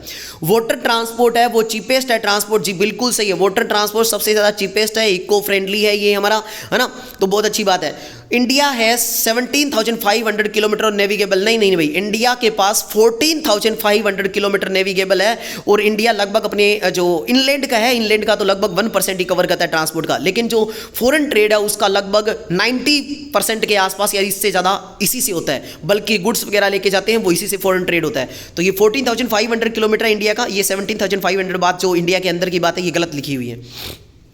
नेक्स्ट क्वेश्चन पे आते हैं, match of the following correctly and choose दो करेक्ट आंसर आप बताओ। तो मुंबई पोर्ट है, उसका सैटेलाइट पोर्ट कौन सा है? Jawaharlal Nehru port. Sir satellite port कौन से होते हैं? सर वो पोर्ट सैटेलाइट पोर्ट होते हैं जो छोटे पोर्ट होते हैं और बड़े पोर्ट की हेल्प के लिए बनाए होते हैं। तो बड़ा पोर्ट मुंबई पोर्ट है, उसकी हेल्प के लिए जवाहरलाल नेहरू पोर्ट बनाया गया, ये बात सही है। चेन्नई पोर्ट के लिए बनाया गया है एन्नोर पोर्ट, ये बात सही है। कोलकाता के लिए बनाया गया हुगली पोर्ट, ये बात सही है। चलो आगे चलते हैं और सस्सर रीजन का करते हैं। India has adopted major like reducing import duties, declining delicensing, trade liberalisation, सही है, इंडिया ने ये अडॉप्ट करा है, कहीं ना कहीं इंडिया अपना ट्रेड बढ़ाना चाहती है। तो इंडिया ने ऐसा क्यों करा है? देखो ट्रेड बढ़ाने के लिए, तो सही बात है, दोनों की दोनों बातें सही और एक दूसरे को जस्टिफाई भी कर रहा है, तो चेक कर लेना ये, ठीक है। नेक्स्ट ये आ गया, मैंने नेशनल वाटरवेज को बेटा आपके लिए डाल दिया है, चेक कर लो, इंपॉर्टेंट बातें हैं, आंखों से निकाल लो कि पहला हमारा नेशनल वाटरवेज 1 है वो हल्दिया से लेके इलाहाबाद से लेके हल्दिया तक है, लगभग 1620 किलोमीटर इसकी लेंथ है। इसको 3 पार्ट में बांटते हैं, फर्स्ट हल्दिया से फरक्का, दूसरे में फरक्का से पटना, तीसरे में पटना से इलाहाबाद, बस इतना याद रखो, ठीक है, हो गया, ठीक है। चल आगे चलते हैं, सादिया से डुबरी जो मेन इलाका है हमारा असम के एरिया के अंदर, ये लगभग 891 किलोमीटर तक नेविगेबल है, ठीक है, ये हो गया। थर्ड कोटापुरम से कोलम तक जो कि 168 किलोमीटर को कवर करता है हमारा, ये हो गया। और उसका बाद का जो गोदावरी कृष्णा रिवर के अंदर फ्लो होता है, बस इतनी सी बात लिख दोगे तो भी चलेगा। और 5th नंबर है जिसके अंदर हमारी ब्राह्मी मतई रिवर और मेनली महानदी और जो ब्राह्मणी रिवर है उसके एरियाज को ये कवर करता है। ऐसी भी बातें अगर आप लिख दोगे तो कुछ मार्क्स मिल जाएंगे, रट्टा मारने की कोई जरूरत है नहीं आपको। अटल भूजल योजना क्या है? ये नई एनसीईआरटी के अंदर कुछ अपडेट करा हुआ है, तो इनको आंखों से निकाल लेना। अटल भूजल योजना का सिर्फ एक ही प्रयास था कि कहीं ना कहीं से हम जो कम्युनिटी का जो सोच है उसको चेंज करें, पानी को बचाने के प्रति अवेयरनेस फैलाएं, पानी को कंजर्व करने का प्रयास करें। और इनके अंदर कुछ एक डिस्ट्रिक्ट को सिलेक्ट करा गया, लगभग 8220 ग्राम को स्ट्रेस ग्राम पंचायत घोषित करा, यानी कि जिनमें पानी को बचाने की जरूरत है। और उनके अंदर कौन कौन से स्टेट के डिस्ट्रिक्ट आते हैं? तो जहां पानी की कमी होती है मेनली, चाहे वो नदन वेस्टर्न का इलाका हो स्टेट का, चाहे वो जो प्लेट्यू रीजन है हमारा डेक्कन प्लेट्यू उसका इलाका हो, तो वो स्टेट के डिस्ट्रिक्ट को सिलेक्ट करा गया इसमें। तो बस आंखों से निकालो, आए तो क्वेश्चन कहीं कर दो। नेक्स्ट क्वेश्चन और डाला है मैंने बेटा, the Orient express rail line connect which of these places in Europe? Europe और एशिया के अंदर ये कौन सी रेलवे लाइन है जो कनेक्ट करती है यूरोप और एशिया को? Orient express. तो ओरिएंट एक्सप्रेस है वो पेरिस से इस्तांबुल तक जाती है, ठीक है। नेक्स्ट क्वेश्चन है, after the construction of which of these canal the travelling time between Mediterranean sea और इंडियन सी के बीच में टाइम को रिड्यूस किसने कर दिया? स्वेज कनाल से। क्योंकि पहले यूरोप वालों को ट्रेड करने के लिए हमें लूटने के लिए आना पड़ता था केप टाउन से, जो कि अफ्रीका के नीचे पड़ता है, तो वो लेंथी था, तो स्वेज कनाल को बिल्ड करा गया। इससे क्या हो गया? इंडियन ओशियन में एंट्री वो डायरेक्ट मार सकते थे, तो डिफरेंस क्या होगी? रिड्यूस होगी, ये बात याद रखना। साउथ पैसिफिक सी रूट है वो किसके बीच में है? तो वेस्टर्न यूरोप और ऑस्ट्रेलिया के बीच में है, क्योंकि ऑस्ट्रेलिया नीचे जाता है ना, तो साउथ के अंदर है। Which river supply fresh water? Suez canal के अंदर फ्रेश वाटर देने वाली नाइल या नील रिवर है, जो दुनिया की सबसे बड़ी रिवर को माना जाता है वैसे लंबी रिवर में। वैल्यूबल कार्गो और पेरिशेबल गुड्स को अगर ट्रांसपोर्ट करे जाए तो सबसे इफेक्टिव कौन सा है? तो एयरपोर्ट है, यानी कि एयरवेज है। अगर आपको फास्ट यानी कि वैल्यूबल गुड्स है, पेरिशेबल वो चीजें होती है जो खराब होने वाली होती है, तो इनको अगर ट्रांसपोर्ट करना है तो आप एयरवेज से जाओगे, क्योंकि 35 आवर्स के अंदर आप दुनिया के किसी भी कॉर्नर पे जा सकते हो।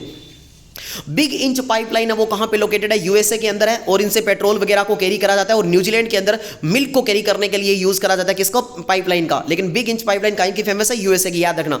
लगभग 1995 के अंदर इंटरनेट यूजर कितने थे? लगभग 50 मिलियन थे। आज तो 2 बिलियन से लगभग ज्यादा हो गए, आपकी बुक के अकॉर्डिंग चेक कर लेना, उससे भी ज्यादा है अब तो। रोहिणी सैटेलाइट है वो लॉन्च करा गया था 1980 में, आंखों से निकाल लो बेटा। चलो आगे बात करते हैं नेक्स्ट क्वेश्चन की ओर। Which of the following modes of transport can only carry freight या फ्राइट? की थी कौन सा मोड ऑफ ट्रांसपोर्टेशन है जिससे आप सिर्फ गुड्स को कैरी कर सकते हो? और वो है पाइपलाइन, जिसमें आप स्लरी और लिक्विड को लेके जा सकते हो, अभी इंसान वगैरह को नहीं लेके जा सकते। Which type of transport is most suitable for large volume of bulky material over long distance? Long distance के लिए लेना है और within a region. Within a region का मतलब एक कंट्री के अंदर लेके जाना है, तो वो है रेलवेज। लेकिन अगर विद इन रीजन ना हो, अगर ये दे दे कि एक कंट्री से दूसरी कंट्री दे दे या आउट ऑफ द रीजन बोल दे, ऐसा बोल दे, तो फिर सीवेज होएगा। लेकिन विद इन रीजन बोला है तो यहाँ पे रेलवेज है। ध्यान देना बेटा, क्वेश्चन कैसे पूछा गया है, जल्दबाजी में हड़बड़ाहट में क्वेश्चन नहीं करना। ट्रांस कैनेडियन हाईवे कनेक्ट करता है, तो ये वेनिकॉर से वैसे हेलिफैक्स तक ज्वाइन करता है। यहाँ पे सिटी का नाम दे रखा है तो उसका नाम याद रखना, ST John city. Transcontinental जो स्टुअर्ट हाईवे है वो पास करता है ऑस्ट्रेलिया से। West east Australian national railway line run across the country from Perth to Sydney, ये आपको पता ही है। ऑस्ट्रेलियन जो रेलवे वो पर्थ से लेकर सिडनी तक जाता है और नीचे मेलबर्न तक आता है। विच of the following is the highest railway line in the world? World में जो हाईएस्ट रेलवे लाइन है, मतलब ऊंचाई पे है, वो तिब्बत ट्रेन जो रेलवे लाइन है, कुंगाई तिब्बत ट्रेन है, वो है। Which railway line run through Katanga Zambia copper belt?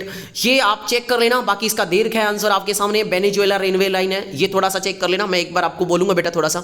Which two cities are connected by channel tunnel? से कौन सी कनेक्ट होती है? तो इसका नाम है लंदन विद पेरिस। इतना इंपॉर्टेंट नहीं है, कुछ क्वेश्चन इतने इंपॉर्टेंट नहीं है, लेकिन मैंने उनको डाल दिए ताकि आप एक बार आंखों से निकाल लो।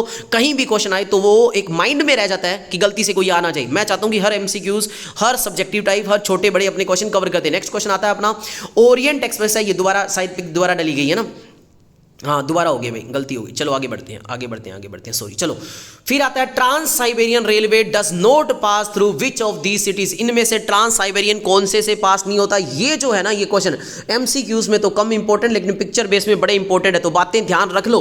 इनका पिक्चर बेस में आ गया तो भी हेल्प है, एमसीक्यूज में आ गया तो भी। तो वो शिकागो से पास नहीं करता, शिकागो यूएसए में पड़ता है। ट्रांस साइबेरियन अपने कनाडा की बात कर रहे हैं, तो बाकी सारे के सारे पास होते हैं। चलो आगे बात करते हैं। Which of the following are the advantage offered by air transport? से कहते हैं कौन सी एडवांटेज है भाई? रिड्यूस होता है ट्रेवल टाइम, एकदम बात सही है। वो इनअसेसिबल एरियाज में भी हम जा सकते हैं, मतलब ऐसे एरियाज में जहां पे कोई भी ट्रांसपोर्टेशन नहीं जा सकता, वहां हम जा सकते हैं। स्ट्रेटेजिक एडवांटेज भी हमें मिलती है, जी बिल्कुल मिलती है, यानी कि मिलिट्री पर्पज वगैरह। तो ये तीनों ही बातें सही है।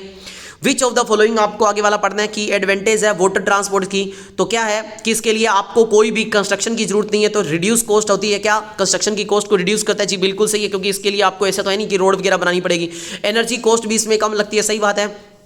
ओशियन लिंक्ड होते हैं और वो नेविगेटेड होते हैं सभी डायरेक्शन में, तो तीनों ही बातें सही है। ट्रांस कैनेडियन की लेंथ कितनी है? 7050 किलोमीटर है बेटा, वेनिकॉर से लेके हेलिफैक्स तक जाती है, ये बातें आपको पता है। 1876 के अंदर यहां पे इसको बिल्ट करने का प्रयास करा गया। इसका प्रयास ये था कि जो ब्रिटिश कोलंबिया इनका स्टेट है, इसको फेडरल स्टेट से जोड़ दें, लेकिन बाद में इसको क्यूबिक मॉन्टेरियल रीजन है, उसको और प्रेरी रीजन आपस में जुड़ जाने से इसकी सिग्निफिकेंस बढ़ जाती है, क्योंकि क्यूबिक मॉन्टेरियल रीजन है वो इनका इंडस्ट्रियल रीजन है और प्रेरी रीजन में इनकी व्हीट बेल्ट है। तो एक तरफ से रॉ मटेरियल जाता है, एक तरफ से प्रोडक्ट आता है, तो ये अच्छा बन गया इनका। तो सब्जेक्टिव भी मैंने बता दिया। वोल्गा वाटरवेज है वो 11,200 किलोमीटर, इसके अकॉर्डिंग सही है। चलो आगे बात करते हैं। द ट्रांस कॉन्टिनेंटल जो स्टुअर्ट हाईवे है वो कहां से कहां तक रन होता है? डार्विन से लेके मेलबर्न तक रन होता है। Which country has the highest density of railway? दुनिया में सबसे ज्यादा हाईएस्ट डेंसिटी है रेलवे की, वो यूएसए के अंदर है। बिग ट्रंक रूट किसे कहते हैं? मैंने इसे एक्सप्लेन कर चुका हूं। नॉर्थ अटलांटिक सी रूट को बोलते हैं। क्यों बोलते हैं? क्योंकि इसके अंदर दुनिया का लगभग 1/4 ट्रेड यहीं से होता है। ये ईस्टर्न जो यूएसए का पार्ट है, यानी कि नॉर्थ अमेरिका का पार्ट है, वो और वेस्टर्न यूरोप के बीच में होता है। तो दो दुनिया के डेवलप्ड पार्ट के बीच में ये होने वाला ट्रेड है। बिग इंच पाइपलाइन है, उससे पेट्रोलियम लेके जाया जाता है और यूएसए के अंदर ये बात हो चुकी है हमारी। और जो हमारा चैनल टनल है वो किसको लिंक करता है? पेरिस से लंदन को लिंक करता है। ये क्वेश्चन अपने देख लिया है। चलो आगे बात करते हैं नेक्स्ट क्वेश्चन के। बस बेटा थोड़े से रह गए, प्लीज धैर्य बनाए रखिए, 50 मिनट के अंदर लगभग कवर हो जाएगा। आप 2x पे करके भी वीडियो को देख सकते हो। चलो आगे बात करते हैं। India account 4% of the world's water resource, जी बिल्कुल सही बात है। और जो एग्रीकल्चर है वो 92% ग्राउंड वाटर को यूटिलाइज करता है, सही बात है। और सरफेस वाटर एग्रीकल्चर कितना यूटिलाइज करता है? 89%। Over use of ground water resource has lead to depletion of ground water in certain states, ये भी सही बात है। तो तीनों बातें एकदम सही है। और ये याद रखना कि जो फ्लोरीड की मात्रा है वो कहां पे बढ़ गई है? जब पानी का ज्यादा यूज कर लिया गया राजस्थान और महाराष्ट्र के इलाके में। और जो दूसरा एक कौन सा होता है? आर्सेनिक। आर्सेनिक की मात्रा कहां पे ज्यादा बढ़ गई है ओवर यूज करने से पानी का? तो वो हमारी बढ़ गई है वेस्ट बंगाल और बिहार के एरिया में। चलो आगे बात करते हैं। नीरू मीरू जो वाटर हार्वेस्टिंग प्रोग्राम है वो आंध्र प्रदेश के अंदर चलाया गया था, ठीक है। आगे बात करते हैं। Which of these option correctly define watershed management को? कौन सी सही बात बता रहा है? तो भाई आप पढ़ के देख लो, सिंपल सी बात है, वो जिसमें आप क्या करते हो? एफिशिएंट मैनेजमेंट करते हो, पानी को बचाने का प्रयास करते हो, option number C. Question number next, which of the following programme sponsored by central government ने स्पॉन्सर करा और बाद में इसको इनिशिएट कर दिया रूरल पॉपुलेशन के सहयोग से, और इसमें मेन प्रयास करा गया था ड्रिंकिंग, इरिगेशन और फिशरीज पानी को बचाने के लिए और अफॉरेस्टेशन को करने के लिए। इसका नाम कौन सा था भाई? हरियाली था। इसका नाम क्या था? हरियाली योजना था। अरावरी पानी संसद योजना है वो अलवर के अंदर इनिशिएट करी गई, और नीरू मीरू है वो आंध्र प्रदेश के अंदर करी गई। नर्मदा बचाओ थी वो तो भाई जब डैम बनाई गई थी गुजरात के अंदर तो उसके लिए करी गई थी। विच of the following sector has use the highest percentage of total water in India? सबको पता है एग्रीकल्चर में यूटिलाइज होता है, चाहे वो सरफेस वाटर हो चाहे वो अंडरग्राउंड वाटर हो। कुंड और टंका, a covered underground tank is constructed for rain water harvesting mainly in which of the state? कहते हैं ये कौन से स्टेट के अंदर कुंड टंका वगैरह बनाई गई? तो ये अरावरी पानी संसद योजना के थ्रू बनाई गई, राजस्थान के अंदर अलवर वगैरह इलाके के अंदर बनाई गई थी। चलो आगे बात करते हैं। परमानेंट जो रेन वाटर हार्वेस्टिंग का मेथड तैयार करा गया वो तमिलनाडु में। नेशनल वाटर पॉलिसी इनिशिएट करेगी, फॉर्मुलेट करेगी 2002 में, और अब एक नई और आ गई है 2012 में, तो इसको भी पढ़ना है। मैंने अपने इंपॉर्टेंट क्वेश्चन में डाला है, बेटा निकाल लेना आंखों से। In which of the following sector is the ground water use in highest? सबको पता है एग्रीकल्चर में हो गया, दोबारा रिपीट हो गया कई question. Which of the following group of state use the highest amount of ground water? कौन सा ज्यादा यूज करता है? तो बेटा इसके लिए मैंने एक ट्रिक बताई है, क्या? पूरा हाई है छोकरा तू, पूरा PURA, पूरा से PU से पंजाब, RA से राजस्थान, हाई से हाई यूटिलाइजेशन वाले स्टेट है। पूरा हाई है से हरियाणा और तू से तमिलनाडु। तो ये वो स्टेट है जहां पे ज्यादा पानी यूटिलाइज होता है, ठीक है, ग्राउंड वाटर। और छोकरा अपने आप में छोटे बच्चे को बोलते हैं, तो छोकरा की स्पेलिंग होती है CHHOKERA। तो CHH से बन गया छत्तीसगढ़, O से बन गया उड़ीसा, और आगे जो बन गया छोकरा के लिए से बन गया केरला। तो ये वो स्टेट है जिनमें स्मॉल यूटिलाइजेशन होता है ग्राउंड वाटर का। तो ये मेरी ट्रिक दी हुई है, इनको थोड़ा सा ध्यान में रख सकते हो, और इसके अकॉर्डिंग आपका क्वेश्चन हो जाएगा सही। आंसर हो जाएगा इस ऑप्शन में पंजाब, हरियाणा और राजस्थान। चलो आगे बात करते हैं। विच one of the following is not objective of हरियाली वाटरशेड? का ऑब्जेक्टिव कौन सा था? तो इंडस्ट्री के लिए पानी बचाना नहीं था, हरियाली का मेन उद्देश्य था ड्रिंकिंग वाटर, इरिगेशन, फिशिंग के लिए। Which of the following state have very low ground water utilisation? किनका है? तो केरला और छत्तीसगढ़ का लो वाटर यूटिलाइजेशन है। अभी ट्रिक दी है, उसके अकॉर्डिंग हेल्प मिलेगी आपको। विच of the following statement is true? इनमें से ट्रू कौन सी स्टेटमेंट है वो आपको देखना है। तो अपने देख लेते हैं ट्रू कौन सी है। Water quality is relatively better in upper hilly terrain. जी बिल्कुल सही है, ऊपर के एरिया में वाटर क्वालिटी सही है क्योंकि वहां पे पॉपुलेशन डेंसिटी कम है। The concentration of pollutants in the pollutants in the river remain high during the summer season. जी बिल्कुल सही है, समर सीजन में जो पॉल्यूटेंट्स है वो ज्यादा बढ़ जाती है क्योंकि पानी की जो मात्रा है, क्वांटिटी है वो कम हो जाती है। ऑर्गेनिक और बैक्टीरियल कंटेमिनेंट है वो कहते हैं मेन सोर्स है पॉल्यूशन का। तो तीनों ही बातें सही है भाई। Which of the following are the main objective of Jal Kranti अभियान? का मेन सोर्स क्या है? तो तीनों ही बातें हैं। जल क्रांति जो अभियान है उसको 2016 में लागू करा गया था। इसका मेन प्रयास था पानी को बचाना, आर्टिफिशियल रिचार्ज करना, पानी को मास अवेयरनेस करना लोगों के अंदर, रिड्यूसिंग ग्राउंड वाटर पॉल्यूशन। ये तो कोई भी पॉलिसी आए ना जिसके अंदर ये बोल दिया जाए कि 2002 नेशनल वाटर पॉलिसी और 2012 बताओ, तो एक तो ये बात लिख ही देना कि लोगों के अंदर अवेयरनेस फैलाना कि पानी को कंजर्व कैसे करना। ये तो लगभग सभी की बातें सेम है, ठीक है। आगे बात करते हैं अपने नेक्स्ट क्वेश्चन है हमारा, which of the state are correctly arrange in terms of ground water utilisation? में सही कैसे है हाई से लेके लो की ओर? तो भाई मैंने आपको बहुत अच्छे से ट्रिक बेटा बता रखी है हाई से लेके लो की ओर। तो इसमें पंजाब सबसे ज्यादा, फिर उत्तर प्रदेश, और उसके बाद इसमें वैसे तो केरला दे रखा है क्योंकि और ऑप्शन में है नहीं। अगर होता यहाँ पे राजस्थान, तमिलनाडु तो वो यूटिलाइज वो आते, फिर आता केरला, लेकिन अभी केरला इसके अकॉर्डिंग सही। तो चेक कर लेना आप, चाहे कोई दिक्कत नहीं है, और ऑप्शन हो नहीं सकते क्योंकि और में किसी में केरला पहले दे रखा है जबकि केरला में तो कम होता है। तो दो ऑप्शन तो वैसे ही एलिमिनेट हो गए, और एक ऑप्शन में इसमें पंजाब के बाद डायरेक्टली केरला को दे रखा तो वो वैसे एलिमिनेट हो गया, ठीक है। चलो आगे बात करते हैं। Study the following fact and choose the correct option. आप बताओ कि these days rain water harvesting है वो मैसिव स्केल पे यूज करी जा रही है। जी बिल्कुल करी जा रही है। अर्बन एरियाज में benefited from rain water harvesting, urban area से बेनिफिट मिल रहा है, सही बात है। Water demand has been increasing in most of the cities and town, सही बात है। There is no benefit of rain water harvesting of rural areas, ये बात लिखी है गलत। तो जो हमारी फोर्थ स्टेटमेंट है वो हमारी गलत होनी चाहिए। तो फर्स्ट, सेकंड, थर्ड तीनों सही होनी चाहिए, ठीक है। ये लो, रेन वाटर हार्वेस्टिंग से सभी जगह बेनिफिट मिला है अभी।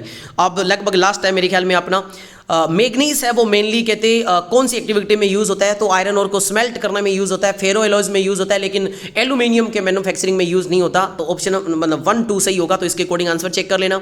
नेक्स्ट बात करते हैं, arrange the following in correct sequence में। आप बता दो और जियो थर्मल एनर्जी के बारे में, तो आप चेक करो कि जियो थर्मल एनर्जी है ना, वो मेन कहाँ से होती है कि अर्थ के अंदर होती है, जहाँ पे होटर जो पार्ट होता है, जो डीप में जितने जाएंगे वहाँ की हॉटनेस बढ़ती जाएगी, मतलब जो नीचे का पार्ट है वो हॉट होता है। उसके बाद क्या होता है कि यहाँ पे जो पानी होता है वो क्या होता है, इन एरियाज में वो एब्जॉर्ब कर लेता है इस हीट को, मतलब इस हॉटनेस को, और उसके बाद का जो पॉइंट आएगा उसके अंदर ये आएगा कि यहीं से जो वो पानी है वो क्या हो जाएगा, स्टीम में बदल जाएगा, और उससे डायरेक्टली अपनी इलेक्ट्रिसिटी जनरेट कर लेंगे। टरबाइन वगैरह लगाई होती है, वो इसको इलेक्ट्रिसिटी एनर्जी में कन्वर्ट कर देता है। तो इसके लिए ऑप्शन चेक कर लेना, ऑप्शन नंबर ए जो दे रखा है वो सही होगा बेटा। इसको आराम से चेक कर लेना, मैं थोड़ा जल्दबाजी में बोल रहा हूँ बेटा, प्लीज आराम से चेक कर लेना। मेरे से फिर भी कोई मिस्टेक हो तो बता देना, मैंने अपने अकॉर्डिंग एक एक बातें मैं बताने का बेटा प्रयास कर रहा हूँ। और हमारी आपको पता है जियो थर्मल एनर्जी है वो मेनली कहाँ पे, हिमाचल प्रदेश के मणिकर्ण के अंदर पाई जाती है, तो ये भी याद रखना। हाई क्वालिटी जो माइका है वो प्रोड्यूस कहाँ होता है, तो हजारीबाग के जो प्लेट्यू है उसके अंदर। द लार्जेस्ट कोल जो है हमारी वो झारिया झारखंड के अंदर है, उसके बाद की रानीगंज है।